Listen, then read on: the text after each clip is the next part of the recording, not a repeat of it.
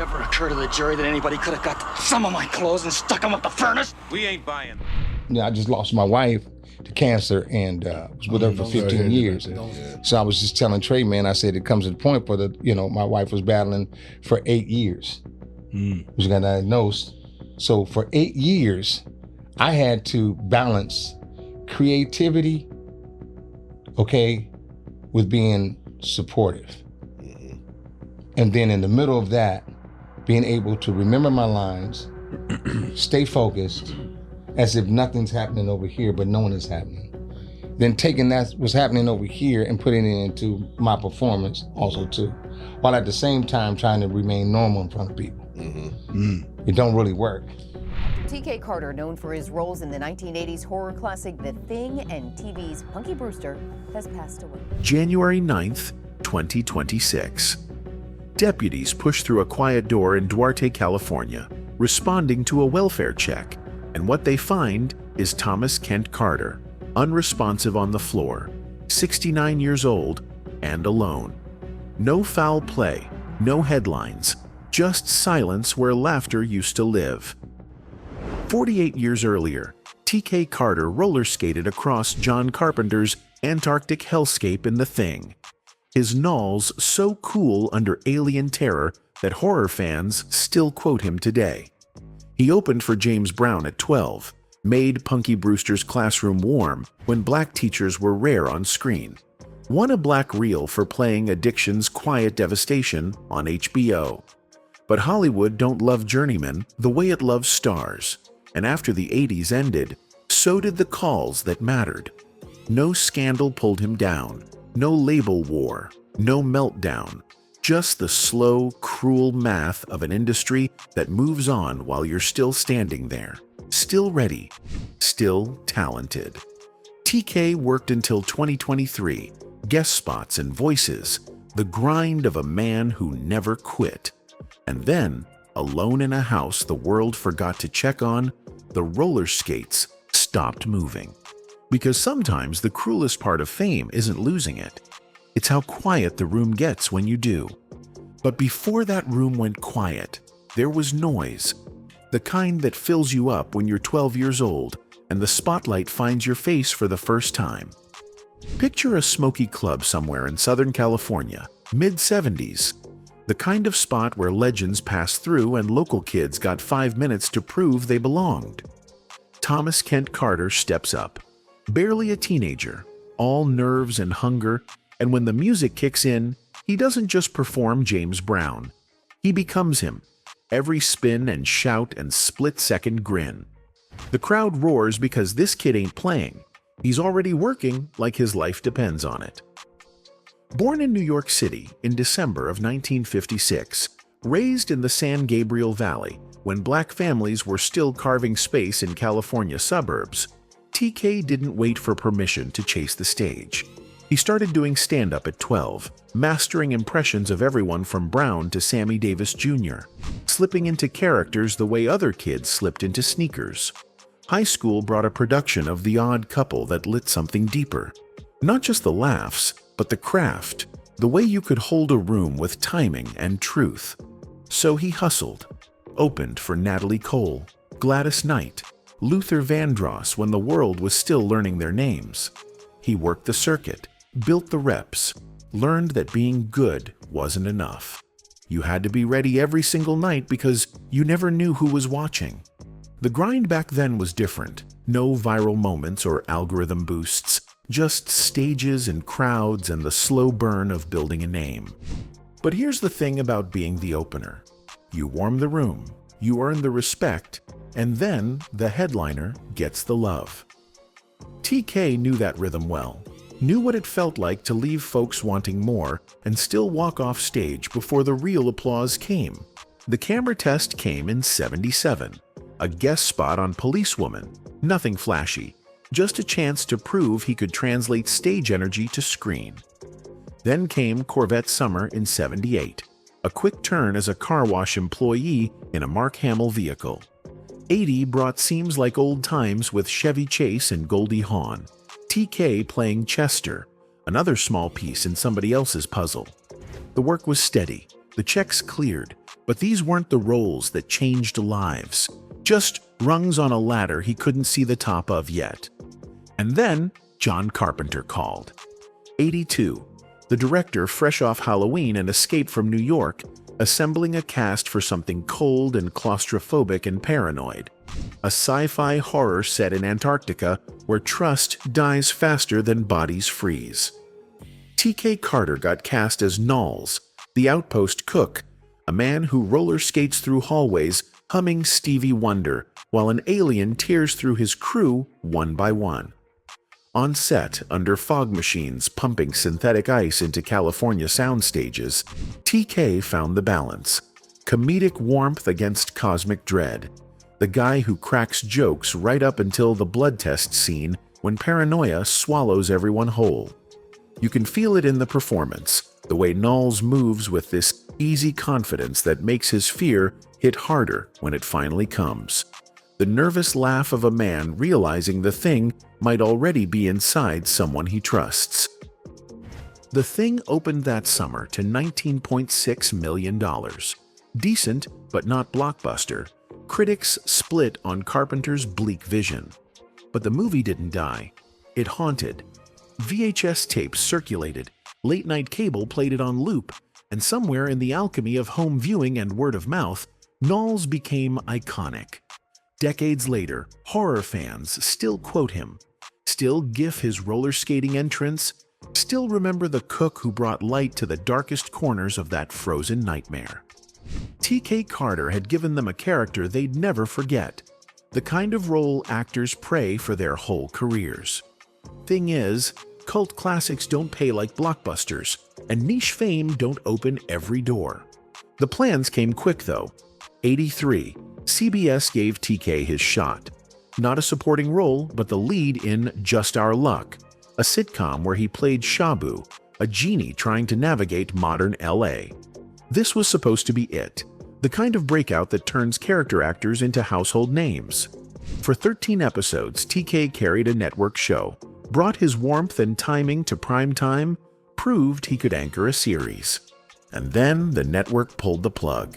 Canceled it before the season even finished. But TK didn't stop. He pivoted the way working actors learn to pivot, took the next call, showed up for the next audition. 85 brought Punky Brewster, NBC's hit about a spirited orphan navigating foster care, and TK slid into the role of Mike Fulton, Punky's teacher. The kind of warm black educator mainstream TV rarely made space for back then. Picture the classroom set, lights bright, crew bustling, and TK kneeling down to comfort Soleil Moon Frye's Punky with the kind of gentle wisdom that made the scene breathe, made it real. He appeared in 24 episodes over 2 seasons, became a fixture in living rooms across America. The teacher kids trusted and parents appreciated. It wasn't a lead, but it mattered. Representation in an era when black men on family television were still too rare. Still too often reduced to punchlines or problems. That same year, TK took a hard left into action, playing Dave Prince in Runaway Train, an Oscar-nominated thriller with Jon Voight, where survival meant clinging to metal and adrenaline. The range was undeniable. Horror cook, sitcom genie, beloved teacher, action survivor. TK Carter could do it all. 88 brought Good Morning, Miss Bliss, the Saved by the Bell precursor, where he played Milo Williams for another 13 episodes. And that's the thing about the 80s for TK Carter. He was everywhere. Turn on the TV and there he was. Familiar face lighting up the screen, bringing life to every room he entered. But everywhere ain't the same as indispensable, and familiar don't mean star. While Eddie Murphy was selling out arenas and Denzel was climbing toward leading man status, TK was grinding, booking steady, paying bills, doing the work. No scandals to generate headlines, no breakout film to change the altitude. Just the quiet math of an industry that needed him but never quite made him essential. The fade happened slow, the way these things always do when there's no headline to mark the moment. The 90s rolled in with a sitcom boom. Fresh Prince, Martin, Living Single, Family Matters. Black shows finally claiming primetime real estate. But the leads went to younger faces, the breakout energy, the names that could carry a network's bet. TK Carter kept working, kept auditioning, kept showing up, but the calls were different now. Guest spots instead of recurring arcs, day player instead of series regular. The hustle was the same, but the altitude had shifted. 93 brought the Sinbad Show, where TK played Clarence Hull for 24 episodes, a solid supporting role in a show that had heart and momentum. It should have been a launch pad, another chance to remind casting directors what he could do. But the show got canceled, and once again, TK was back in the pool, swimming with hundreds of other talented black actors, all chasing the same shrinking number of roles. No drama, no fallout. Just the quiet math of an industry that moves on while you're still standing there ready. 96 gave him Space Jam, the Michael Jordan vehicle that pulled in $230 million worldwide. TK voiced Monstar Naught, one of the alien ball players, got his name in the credits of a cultural phenomenon. But voice work don't put your face on posters, don't get you recognized at airports, don't shift your trajectory the way on-screen leads do. It was good work, union pay, another credit on a resume that stretched longer every year, but it wasn't the breakthrough.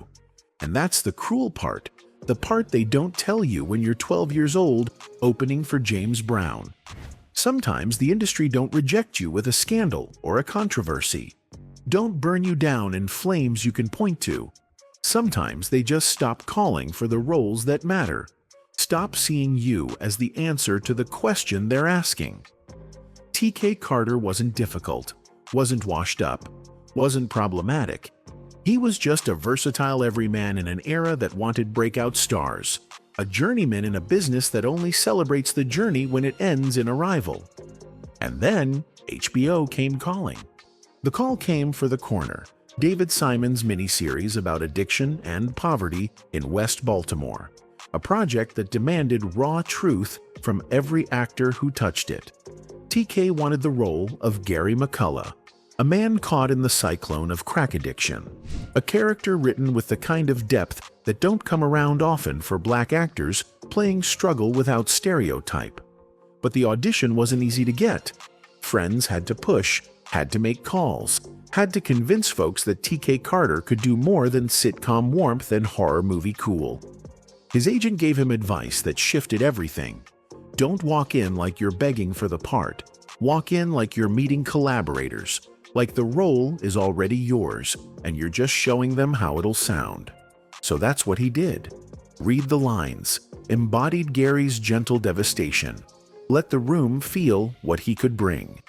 Then he flew to Hawaii, waited, and the phone rang.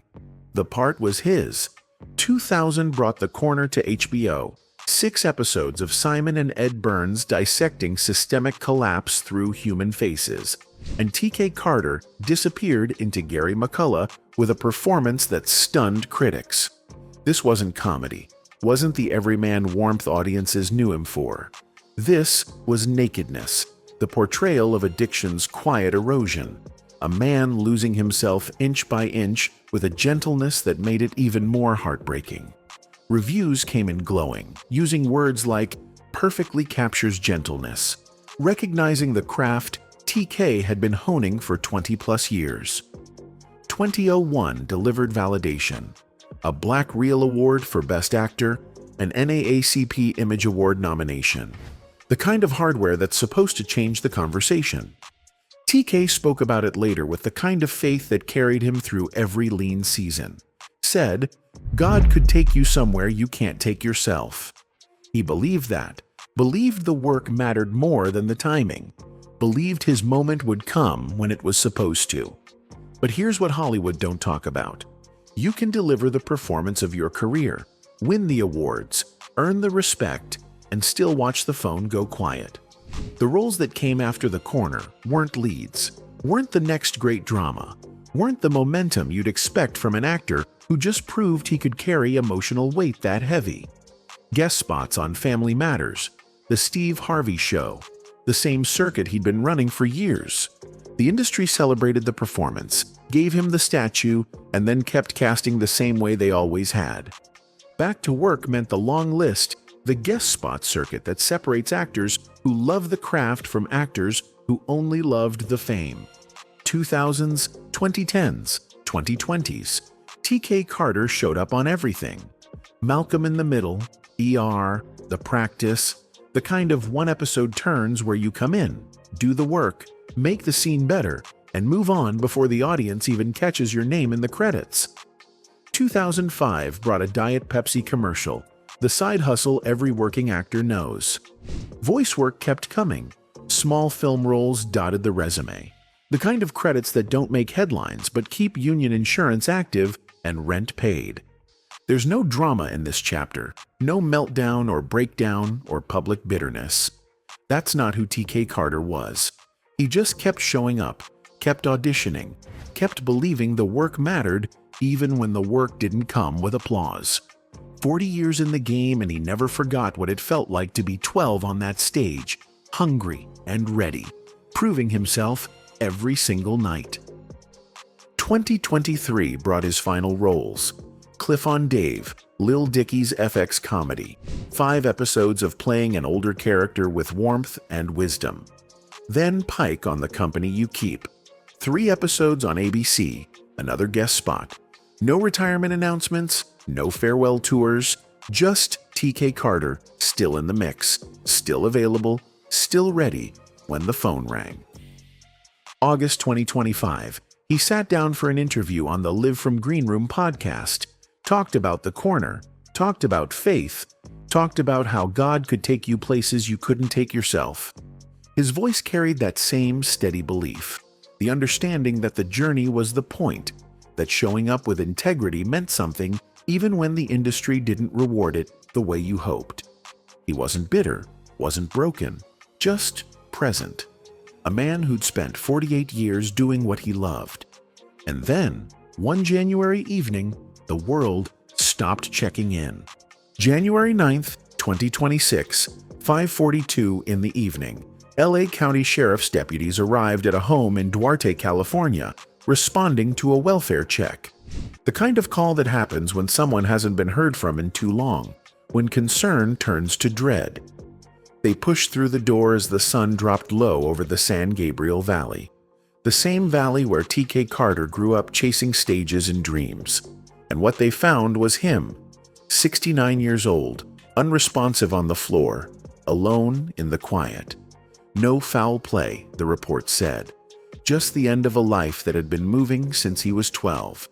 His wife Janet survived him, the private partner who'd been there through the decades of hustle and hope. But in that moment, in that house, there was just silence where all that energy and laughter used to live. The news broke and the tributes flooded in, the way they always do when it's too late to matter the way it should. Jamie Foxx posted to Facebook, called TK. An inspiration to me and a lot of other comedians. Used the words cornerstone of comedy and rest in power king. NPR wrote his obituary, so did the LA Times, so did the Hollywood Reporter, each one emphasizing his warmth, his 4-decade-plus career, the roles that made him a familiar face even if they never made him a star. Social media lit up with clips, Nauls roller skating through The Thing, Mike Fulton comforting Punky, Gary McCullough's quiet devastation in the corner. Proof that people remembered. Proof that the work had landed.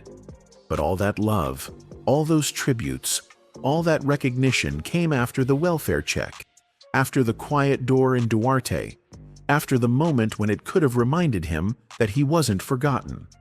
Hollywood has this cruel way of celebrating people once they're gone, writing the obituaries they should have been reading as appreciation letters while folks were still here to feel them. So what's left when the tributes fade and the algorithm moves on? The Thing still plays, still haunts, still holds its place in the horror canon 44 years after TK Carter roller skated through that Antarctic nightmare.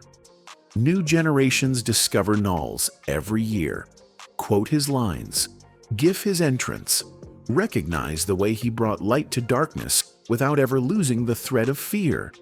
The Corner endures too, studied in film schools and acting classes for the way it portrayed addiction's quiet devastation without spectacle or judgment.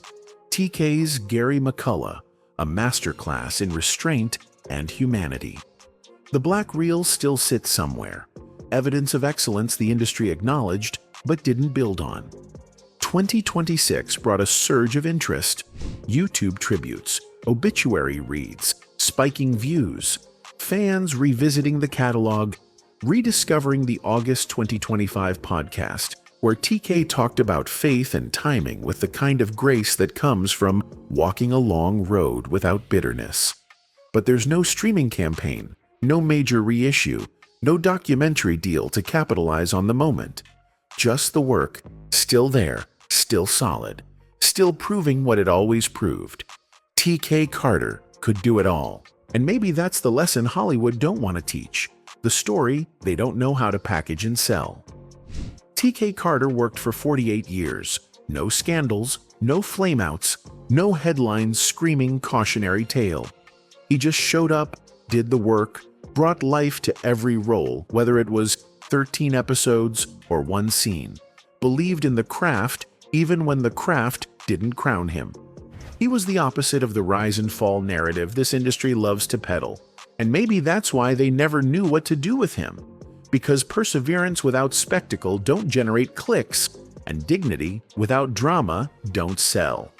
Because TK Carter never stopped skating, never stopped showing up, never stopped believing the work mattered. And maybe that's the legacy Hollywood don't know how to sell, but we should never forget.